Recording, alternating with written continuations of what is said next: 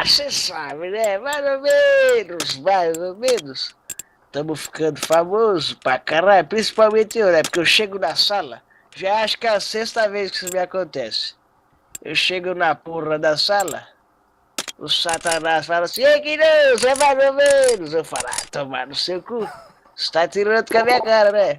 Aí eu fico chateado, fico falando blá, blá, blá, blá, blá. Mano, Aí eu fico bravo, porque o filho da puta tá me chamando de poderoso, blá, blá, blá. E ele sabe que eu não sou, né?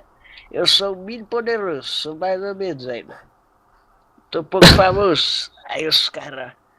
Eu tava dormindo lá no TS, os filha da puta chegou, é que não, vamos gravar, vai, vamos gravar, faz uma gracinha aí. Aí comecei aí, eu sou famoso, porque eu sou, mais ou menos. Aí os caras falaram pra imitar 40 mil pessoas, aí fiquei boladão. Aí fiz umas rimas, que antigamente era aqueles repente, né, caju e castanha. Hoje em dia é só aquelas rimas malucas do funk, do rap, do satanás. Aí eu fiz umas rimas loucas, os caras gravou, vai jogar no YouTube. Fiz a narração do clutch aqui do moleque contra o VTI. Aí eu sou o segundo melão, né? Sabe que eu sou parente do melão, sou Gordox 2, que sabe que eu imito pra cacete e além de tudo narro bem pra caralho. Eu tô com dor de garganta, tô parando de imitar que eu vou morrer, eu acho. Ah, Satanás.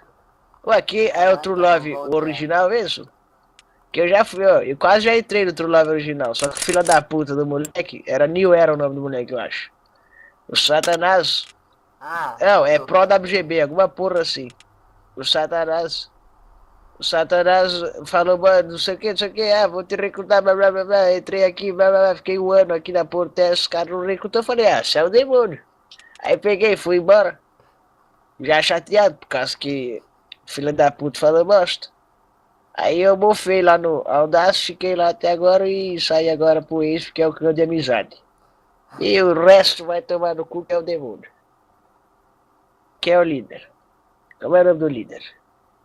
Michael Jackson? É, mais ou menos. É, é tão abuso que o F5 já tá queimado.